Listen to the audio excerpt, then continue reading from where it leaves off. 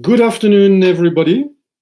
I see that welcome to this third edition of third webinar of ECHO since the start of the year. It's 5 o'clock, so we are going to give a few minutes to everyone who wishes to join us to come in and to join and to. I think there's quite a few people this afternoon who have received the invitation. Also, some of you have passed it on to different people. Feel free to invite people, invite your members, invite companies. Remember that we are a company organization, so ECHO is designed to defend the interests and to represent outdoor companies. So, of course, if you've got members or people you know who run outdoor companies, don't hesitate in passing them on the links to these different webinars, because they interest the profession, of course. Hello to Slovenia. I see that we've got some Slovenian visitors this afternoon, and probably people from many different member states and countries. Hello to Spain. We've got Spanish visitors. Very nice to see you from Spain. I hope all is well there. Here is very close. As you know, my office is near our office. Well, we've got an office near Brussels, in Huldenberg, near Brussels, near Leuven, for those who know Belgium. Me, I'm based in the Jura Mountains near Geneva, and it's still very cold. I'm sure it's warmer in Spain. Ladislav, hello, Czech Republic, and welcome to this new edition, to this new meeting, new webinar. 9-10 people. Last time we had quite a few people watching the webinar, and we get a lot of people watching afterwards because, of course, we put it online. And last webinar, I think, has been seen 80 or 90 times, so it's quite good. We've had 3 webinars. One was about Brexit and the trade and cooperation agreement with Tanel Feldman. That was to explain the situation between the UK and the EU. We then had last month a webinar about mission and partnership of ECHO. Who are our partners? What is our mission? What have we engaged to do as an organization? And today we want to talk about the ski qualifications in Europe. Qualifications in Europe, and more specifically ski qualifications. But of course, before we will go in directly into the issue of ski qualifications, we will need to talk a bit about qualifications as a whole, and that's what we will be starting. It's in a few minutes. I can see that there are more people arriving. Hello and welcome to those joining us now. We are on YouTube channel. It always takes 5 or 6 minutes for people to arrive, which is fairly natural. We have people from all the way west, with Portugal and Ireland to Greece and Bulgaria, and I wonder if Estonia is not even a bit more east than Greece. So we had someone from Cyprus in one of the other meetings. So there you are, a succession of webinars. The next webinar, actually, next month, will be organized in conjunction with ATTA, the Adventure Travel Trade Association, which is a very big organization that represents tour operating, and we are talking with them to do a joint webinar. So, but we'll talk about that later on. Again, for today, it's 5 past 5, 6 past 5. So we'll gently get going while last participants are coming in. As I said, today the topic is to talk about qualifications in Europe, and in particular ski qualifications.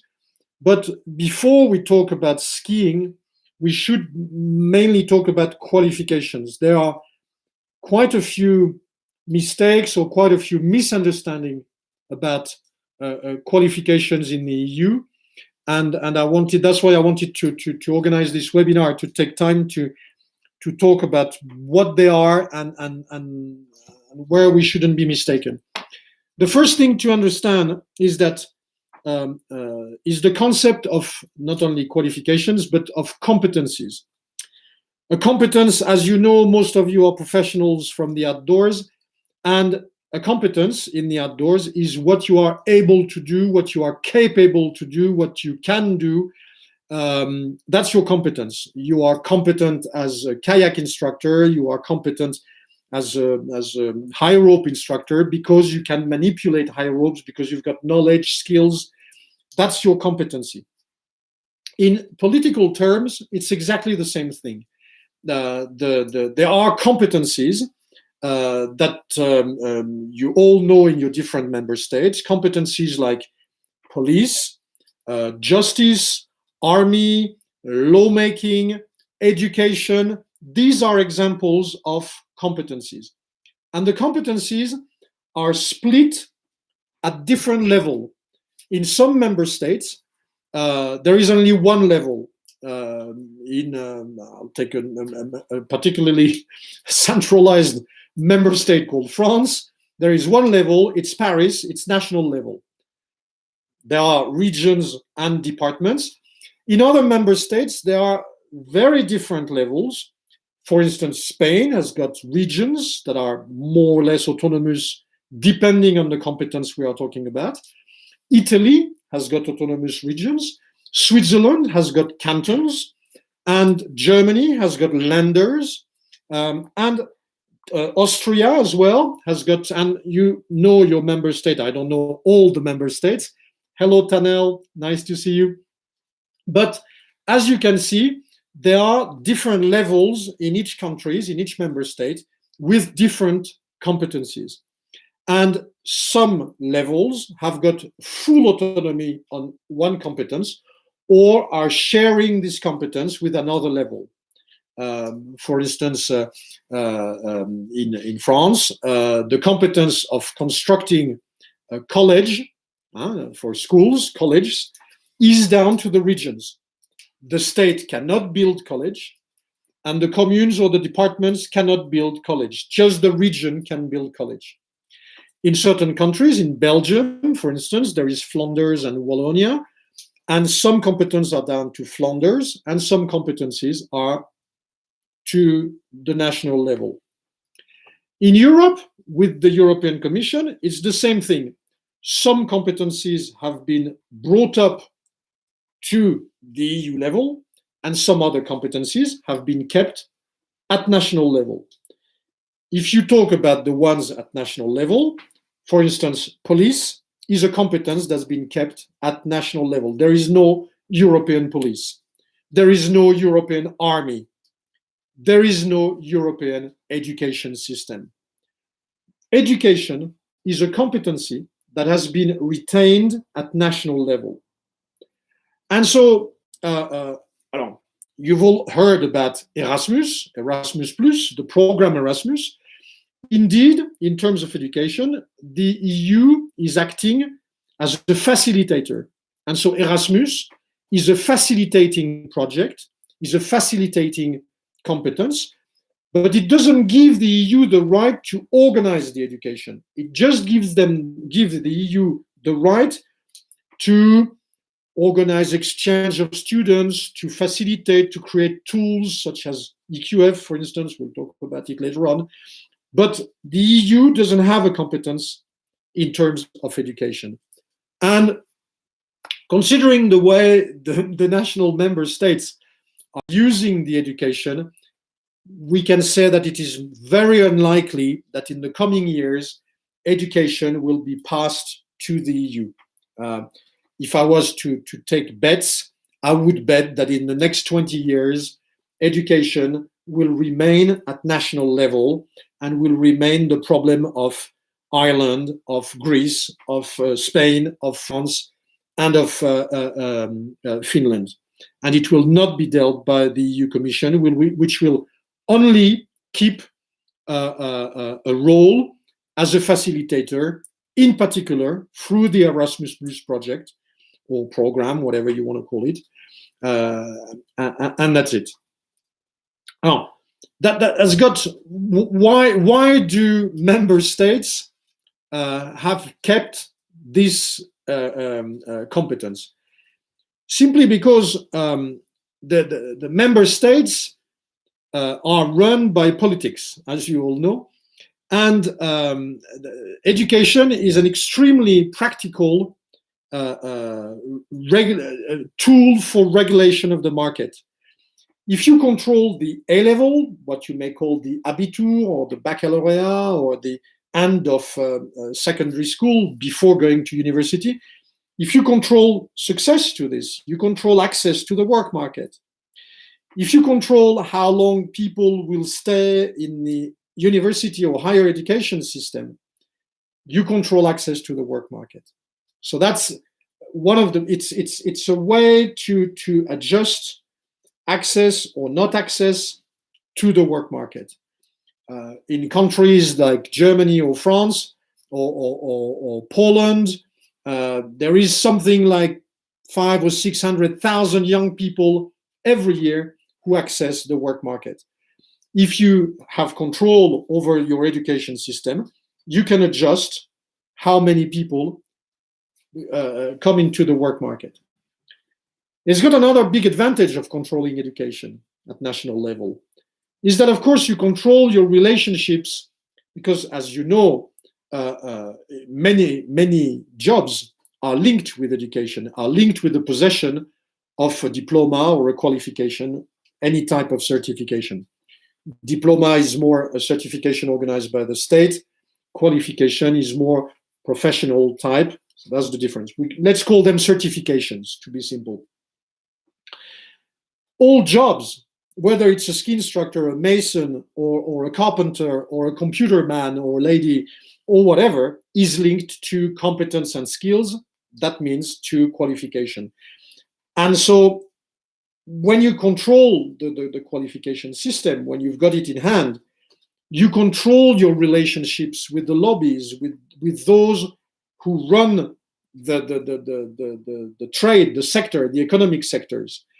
If you control all the qualifications from the outdoors, you control the outdoors because you control the skill, the competencies, you control the access to the work market. And that's why many countries choose to control the qualifications and, in any case, the education. So it must not be underestimated the weight, the power that you have when you control the qualification or the certifications, to use a broad name. The problem for certain sectors, like the outdoors, is that we have a system of functioning that is based on seasons and that is based on mobility. You all know, I'm not going to teach anyone in the room, that there are winter seasons, summer seasons that are longer, shorter, and to add to this mobility issue, when it's summer season in the northern hemisphere, it's winter season in the southern hemisphere. If you build computers, you don't really care about the fact that it's summer and winter somewhere in the world. You can build computers all year round. If you are a kayak instructor, or even worse, a ski instructor, or mountaineer guide, you don't go climbing the Everest when it's winter season or when it's off season.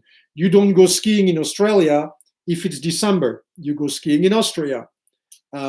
If you are in caving or in scuba diving, same thing. There are seasons to go. So the issue is not just that there are seasons, it's that all around the world, the seasons are different. And as you know, tourists are traveling easier and easier. It may change with COVID, but up until now, tourists have traveled a lot.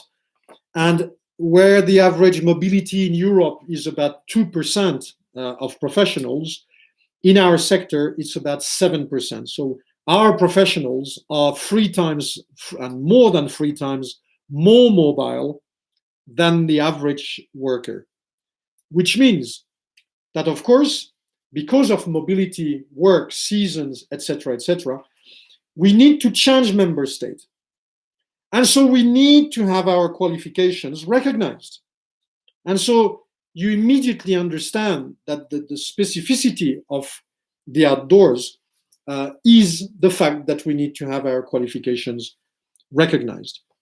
Luckily, before I talk about luck, on this point of recognition of qualification, certification, diplomas, whatever you want to call them, there is an aspect that is very often mistaken. A lot of professionals believe that because they recognize each other between professionals, that's it, the deal is done. It's not the case. Very simply, it's not the case. Mutual recognition between Bulgaria and Greece, who've got a common border, or between, for instance, mountain guides between Poland and Slovakia. They've got a very nice little mountain there called the Tatras, and it's a fantastic place. If you've never been, go taking some holidays in the Tatras. And they think, okay, we are going to recognize, as professionals, I'm recognizing you. As professional, you recognize me. That's it. This is wrong. When it comes to recognition, it is wrong. If the member states that are concerned do not regulate the profession, in effect, it can be interesting that the professionals recognize each other. And it makes it easier for one professional to go from one member state to the other member state. And for the Polish mountain guides to cross over to Slovakia, and for Slovakians to cross over to the other side of the Tatras, or Germany and the Czech Republic, or Austria and Germany, who've got common mountains, Switzerland and Italy, blah, blah, blah. You can imagine the number of combinations. It's very different if the profession is regulated. If the profession is regulated, for instance, kayak instructor in Slovenia, or mountain biker in France, or ski instructor in Italy, or whatever, then the fact that the professionals have recognized each other is irrelevant. The member states are not bound to the decision or by the decision of the professionals. So recognizing each other amongst professionals is interesting, but very often it is not sufficient. And of course, the most interesting places to go to work very often are regulating, because there is a demand and because there is a pressure from the local lobbies, from the local organizations who want to make sure that they are controlling access to the market. So in a place where, to summarize at this stage, you understand that education is not at EU level. Education has been maintained at national level. The qualifications are created at national level. And when you want to move from one member state to the other, you need recognition of the qualification. And if it's regulated, again, you need to have recognition from the member states, and the EU cannot help you. So that's very important to understand. The consequence of this also is that very often we hear people saying, there's going to be a European qualification. There can't be, in this context, a European qualification. Any qualification is systematically organized at national level. So there could be standards, international standards, European standards, but a standard is not a qualification.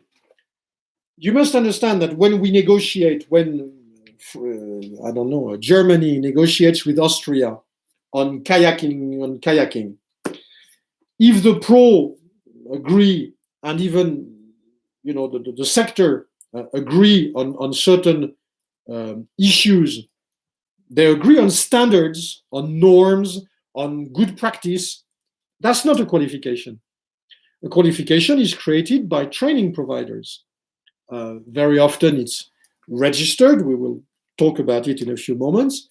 But a qualification, whether it's a ski qualification, it's created locally at national level.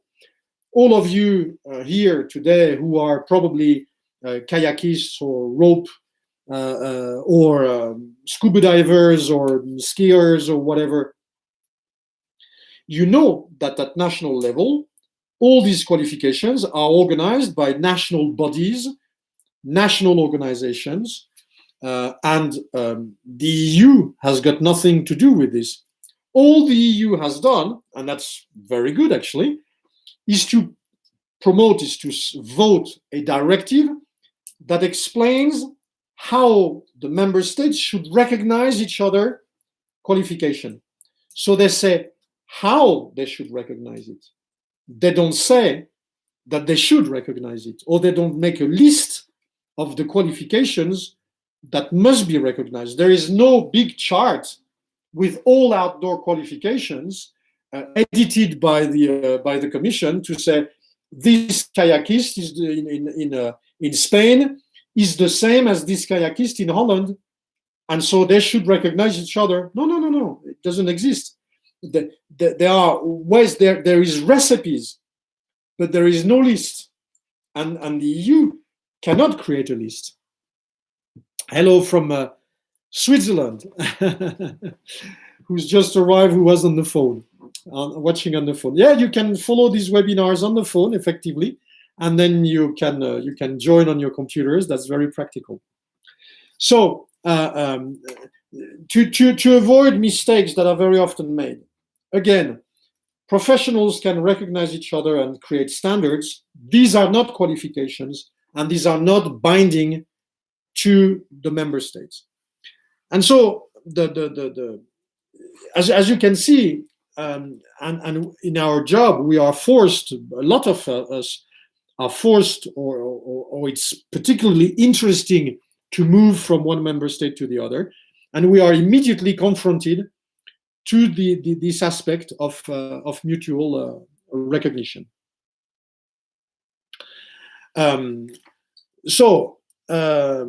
Yeah, and again, do not get confused between standards and qualification. I was told a few months ago by an EU organization in mountain biking, and the guy said to me, "Oh, we've created a group to work, and we are going to define a mountain biking qualification." And I said, "Oh, I'm very surprised. Which country is it going to be based in?" And he said, "No, it's EU qualification." And I said, "No, you're not negotiating an EU qualification. You're negotiating an EU standard." At ECHO, for instance, but the guy who is a professional, and he misunderstood. At ECHO, over a few years back, we put people around the table during 3, 4, 5 years to negotiate a standard for outdoor professionals. And this standard exists, but it's not yet a qualification. It's starting to be transformed into national qualifications at national level, and we have done so in a few member states like Belgium. Switzerland is a pending work is pending. France, we've done it. Portugal is working on it and has done it for part. Ireland is doing it. But the standard, what we agreed on, was not a qualification again. It was just a standard, which is already very important. But do not mix standards and qualifications. Now, what happens when you are now, when you say you've created this standard, well, it can work as a standard can be immediately transferred into an in-house sort of certification if you are called Google, Apple, and you do internal training. Of course, you say, "Oh, I'm training with the same standard in France and in." Yeah, but it's it's very different. It's because it's a huge group, international group that has created something internal. Of course, this doesn't really apply to our, because there is no group in the outdoors. We are small companies and small organizations. Most of the professionals are organized with small organizations. Anyway, when we are now at national level, and we are going to go into now qualifications with the example of skiing, there is a way the EU has created a way to compare these qualifications. And this system is called EQF, European Qualification Framework. The EQF is like a big EU comparator. Each member state has always had a national qualification framework, a system where you can say, oh, bachelor is lower than master and it's lower than doctorate. And then there is abitur. So a lot of member states have created a system with 8, 9, 10, 11, 12 levels. In Ireland, I think there are 13 levels in the NQF. In France, there was 6 or 7 levels. In some other countries, there is a member state, there are 8. Anyway, the EU has offered, that's not touching the education, it's just a facilitating tool, has recommended that we opt for a system with 8 levels, and that national qualifications should be related to one of these 8 levels. Hello, Colin, from Maribel. Should be related to one of these 8 levels in order to be able to say, you are a kayakist at level 5 in Austria. You want to work in Spain. In Spain, kayakists are working at level 4. So that's a very practical, a very handy tool. And most of the qualifications are registered in a central by a central body according to the CQF. And it's a very good tool because it describes qualification in terms of skills, competencies, autonomy. And when you say, I'm an EQF 5, immediately you know that the person is bachelor level with a very good level of autonomy, of independence. So it's a very useful tool. Level 3, for instance, is infra abitur, A level, baccalaureate. So you've got a little sense of autonomy, you've got basic skills, small competencies. Level 8, for instance, is a doctorate, so you've got full autonomy. So it's very practical. These 8 levels are very practical to, if you know the EQF level of a qualification, bing, you can immediately see at what level people can operate and what they can take in responsibilities, what you can ask them as an employer. It's super, because if you are looking for a chief instructor to run your set of, you've got 10 kayakists or 10 rafters, you want one of them to be the boss, EQF 6. Your kayakists are EQF 5, your day trippers are EQF 5, your junior kayakists or rafters are EQF 4, and the assistants are EQF 3. You see, it's immediate. It's very good, very useful. And it's very important to know that, because very often there is a confusion, because people say, oh, our qualification is much better than yours. Well, in which terms? In terms of EQF, responsibility, autonomous, competence, skills, not necessarily. We've got a very good example with between qualifications that have been registered with a national body. Normally, now, each member state has a national body that registers the qualification. You've got one in Germany, you've got one in Switzerland, there is one in the UK called Ofqual, in Scotland called SCQF, in France called RNCP, in Holland it's called VQS, In Spain, it's called Inqual.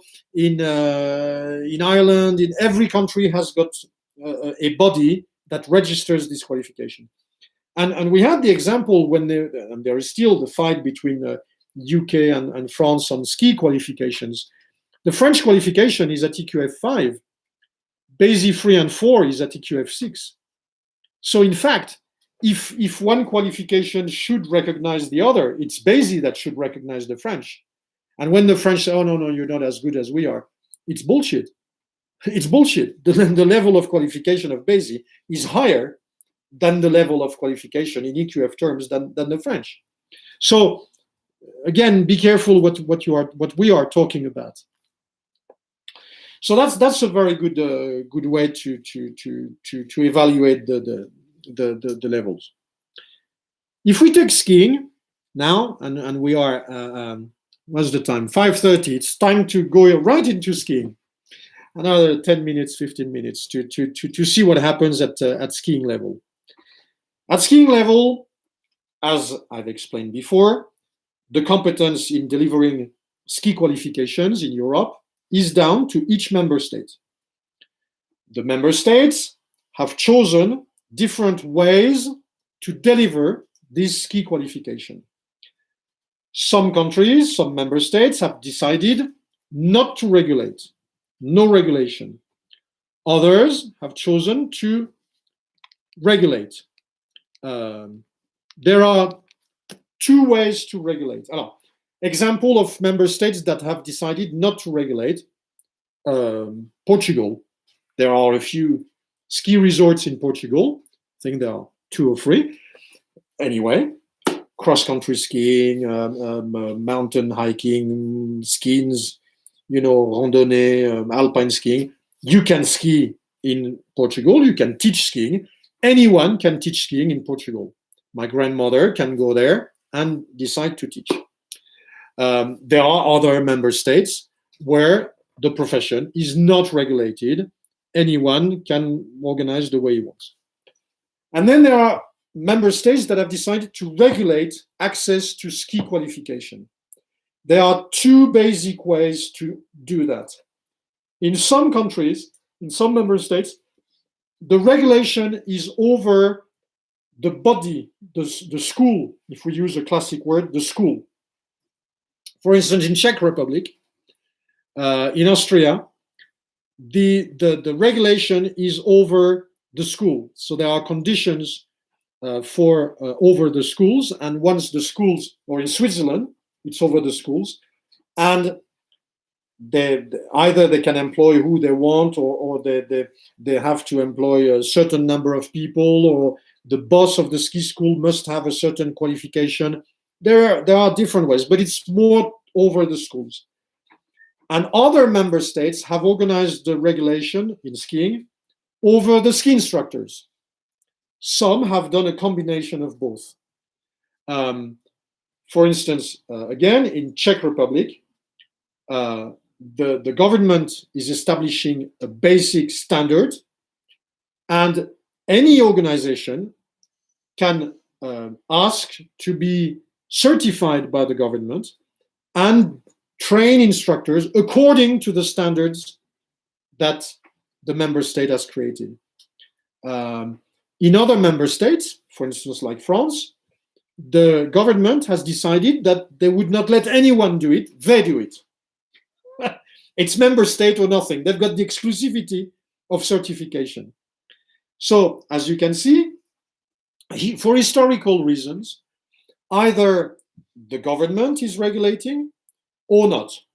If they don't regulate, it's easy. Anyone can teach skiing. It's easy.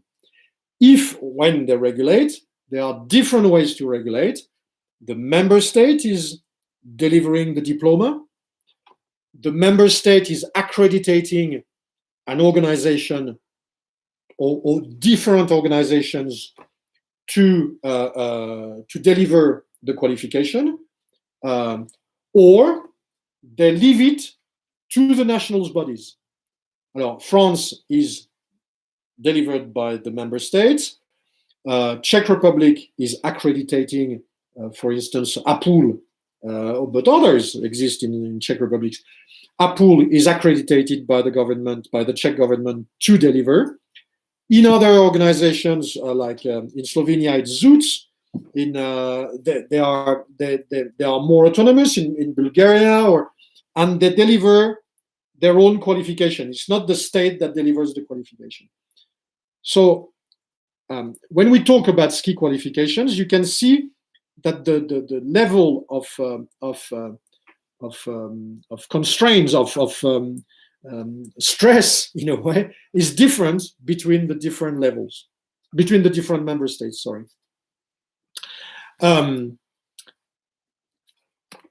The issue of this, why is it regulated in skiing? There is an official reason, and there is a less official reason. The official reason for a lot of member states, and that's quite understandable, is safety. Is because they judge that it can lead to dangerous activities. There is a dangerosity in the activity, and so they decided to regulate. But in certain times, the regulation is, you can query this. You can query for two reasons, especially member states that regulate just the ski instructor. The first one is that, is it serious to regulate just the ski instructor? Is it just because the ski instructor is good that the lesson or the delivery of the service will be safe? I'm not too sure. In airplanes, for instance, in aeronautics, there is issues on regulation as well. Can we say that it's just because the pilot is regulated, access to pilot profession is regulated, that the flight will be safe? No, you need to check the engines, the airplanes, safety on board. So there are different components for safety. And in some member states, just certifying the instructor and then say, okay, go, can be questioned. And that's a very interesting topic. I would like to take on this one example that I know particularly well and that you all know, but some of you may not have realized the real situation. France is regulating the profession of ski instructor, but they're only regulating the profession if it's exercised for remuneration. So if I'm a volunteer, I can teach skiing whoever I want? Yes, in France you can. You don't need any qualification. Paolo, welcome. He says there's one ski resort in Portugal. It's good to have Portuguese. You see, it's great that we have people from all around the EU here. So the real motivation can be asked in the sense of ski instructor, regulating the profession if you for money at the end of the service, and not being regulated in skiing if you don't ask for money is weird, or can be analyzed as being weird. I'll take an example to transpose this. Say I'm a surgeon, or I claim I'm a surgeon. In most member states, to be a surgeon, you need a diploma. Why? Because when you start opening up people here or there, there is obviously a difficulty, a problem, or a potential issue that when you start cutting people into. Now, if I claim that I go with Médecins Sans Frontières, I go for free with a surgeon organization to Yemen or to Africa or to Afghanistan, where there is a war, and I go with an NGO to be a surgeon for free. I do not need to be certified as a surgeon? Of course, I do need to be certified. If it's for safety reasons, I need to be certified, whether I charge for a very expensive clinic or hospital in Berlin, or if I go and operate people in Congo or in God knows where, in Yemen or where there is a war. You can't seriously say that you are regulating for safety reason if only those who charge are regulated. But that's the way it is in France, for instance.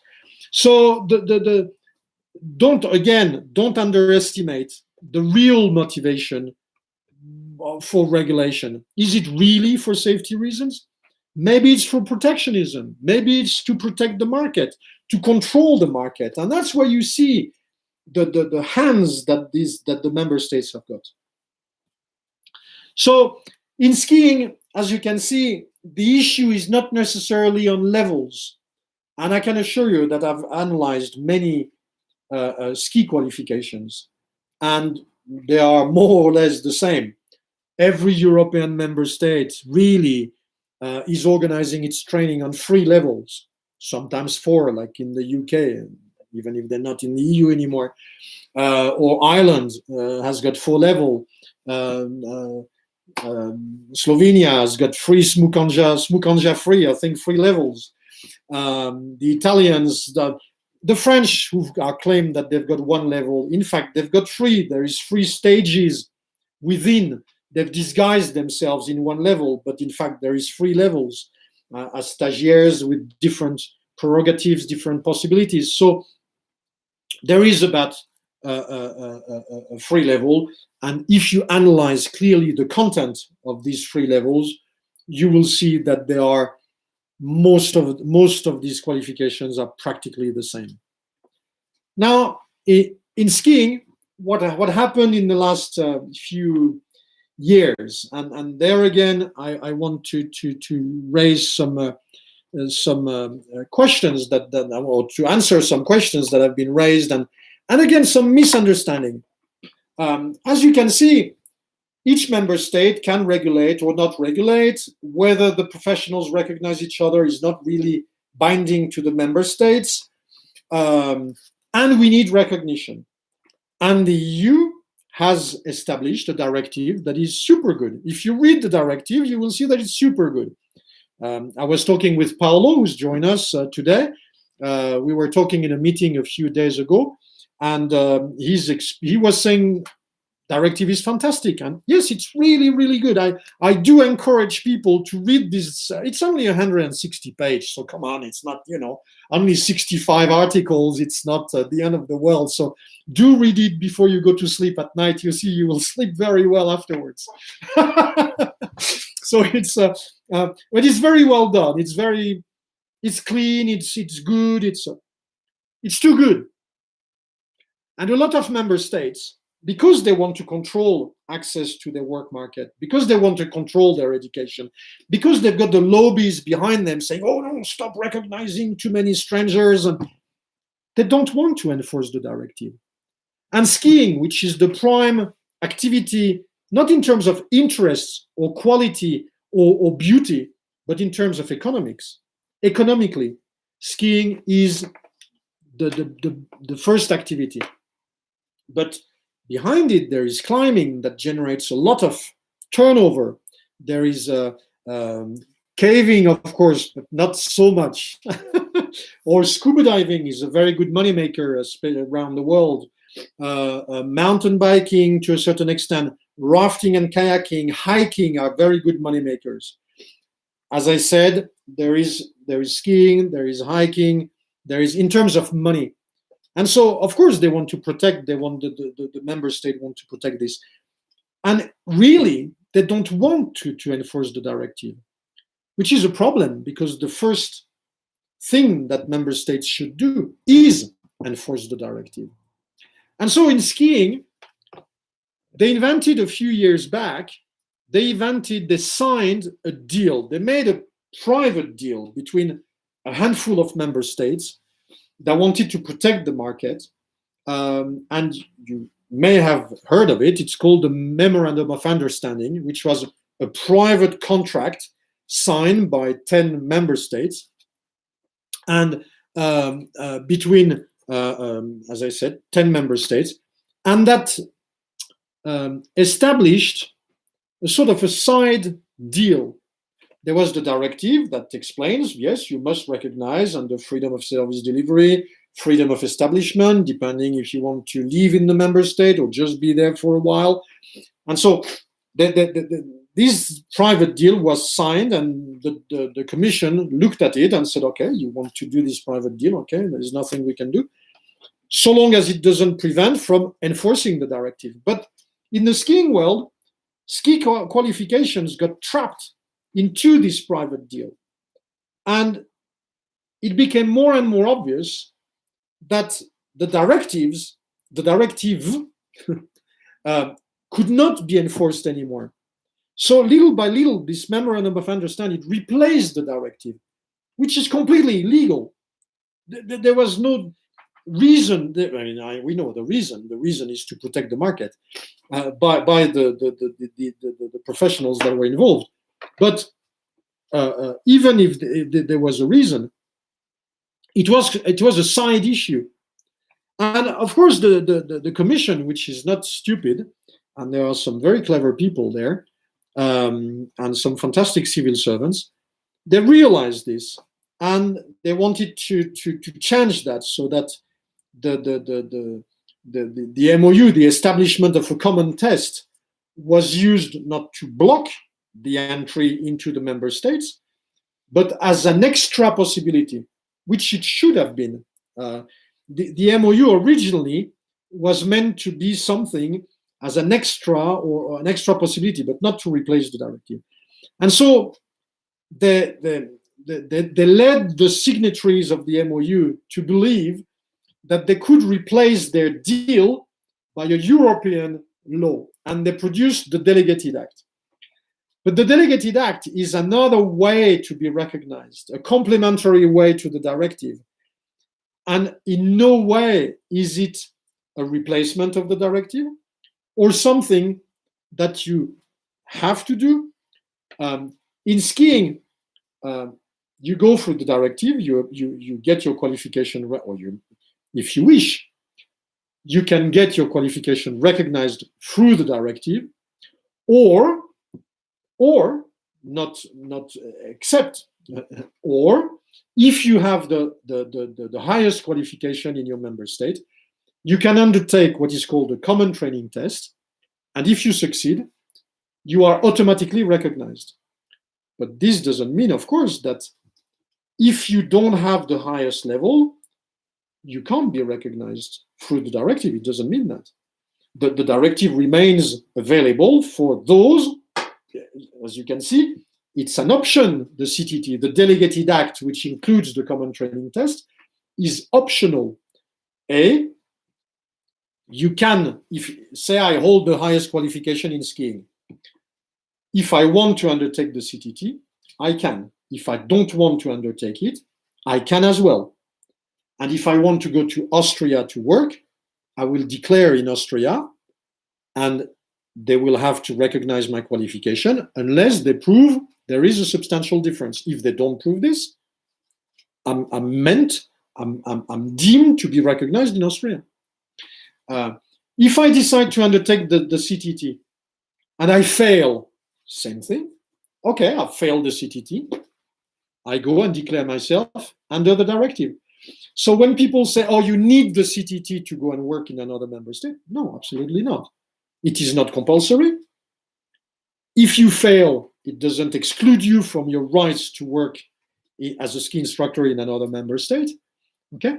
And if you succeed, actually, you still have to declare, except that the member state cannot control your qualification. So, as you can see, the Delegated Act and the CTT created another way of recognition, it's meant to be easier because then you don't have to, you declare with less paperwork.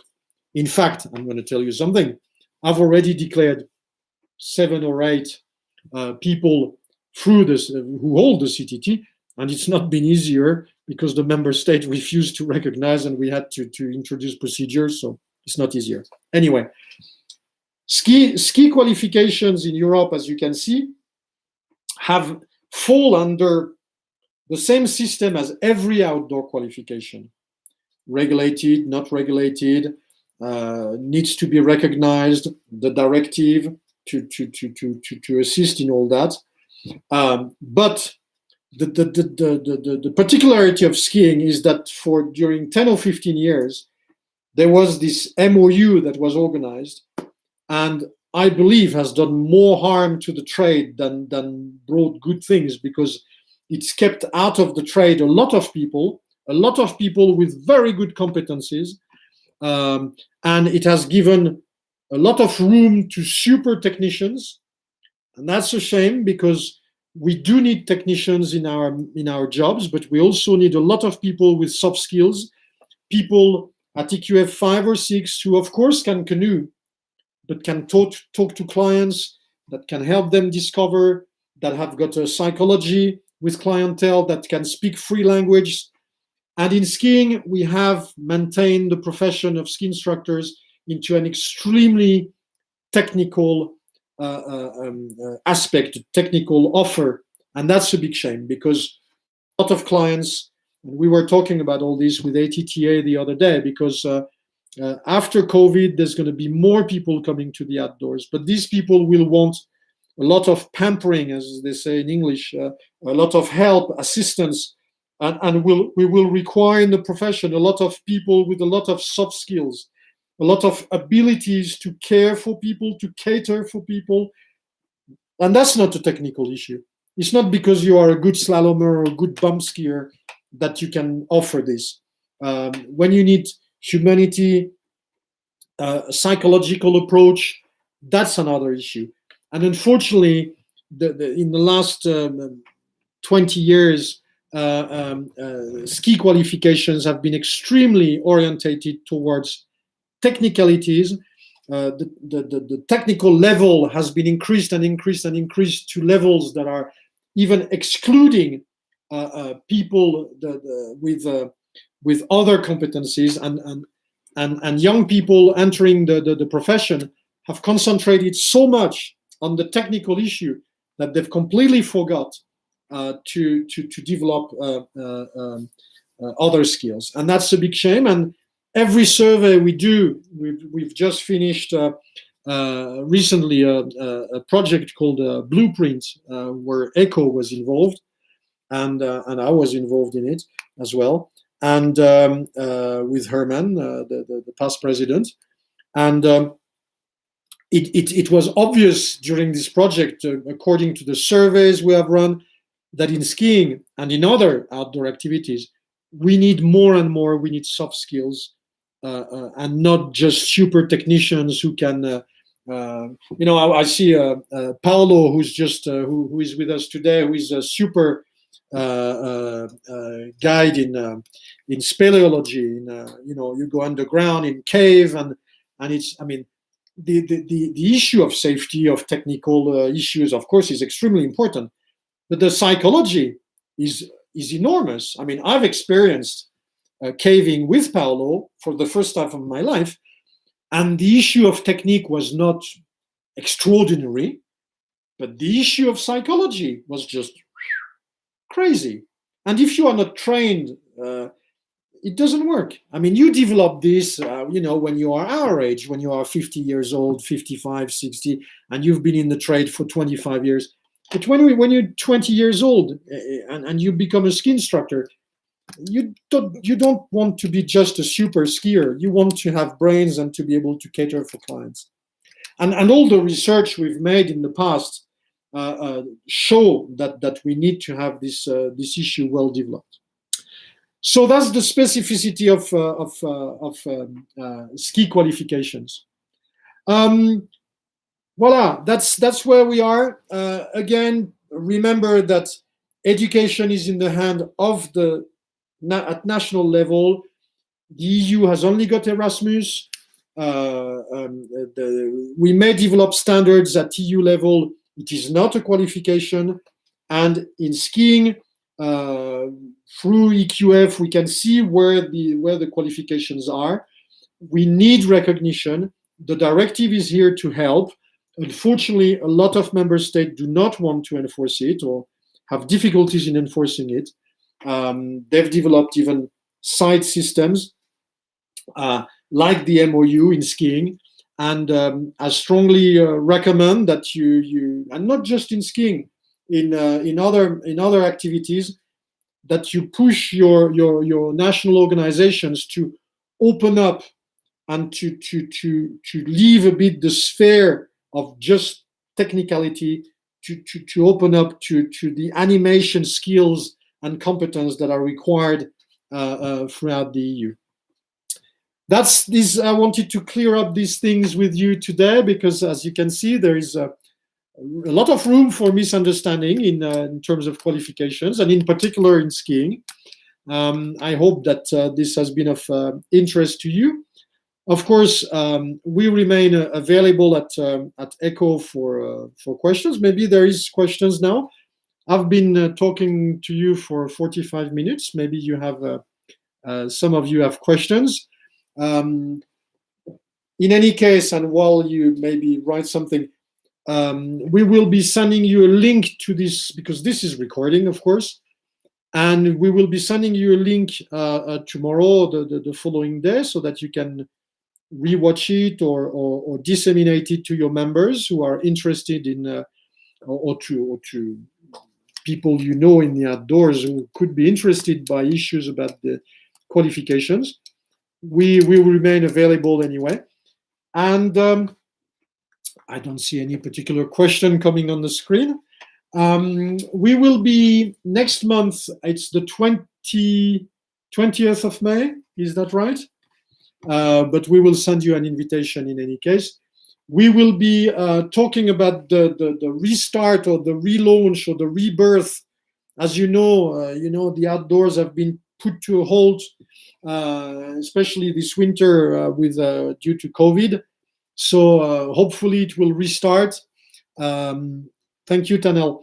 Hopefully it will restart very soon. So we will try to give some leads, some information. We will do that in conjunction with, as I mentioned, with ATTA, the Adventure Travel Trade Association. They are more towards tour operating, but so the qualification. Yes, you are right, Toby. There are highly qualified people who are clueless in high-end issues. And yeah, being super qualified doesn't always mean being super competent. It can be two different things. So yeah, we will be talking about the rebirth sort of thing of the outdoors, and I already invite you to join us for our next webinar. We will be running some more during the summer throughout the year. We'll continue to address key issues that concern the whole profession of the outdoors. Meanwhile, and I see that there is no particular question, I remain available if you do have questions. And I wish you a fantastic evening, and we will see you very soon again. Bye-bye.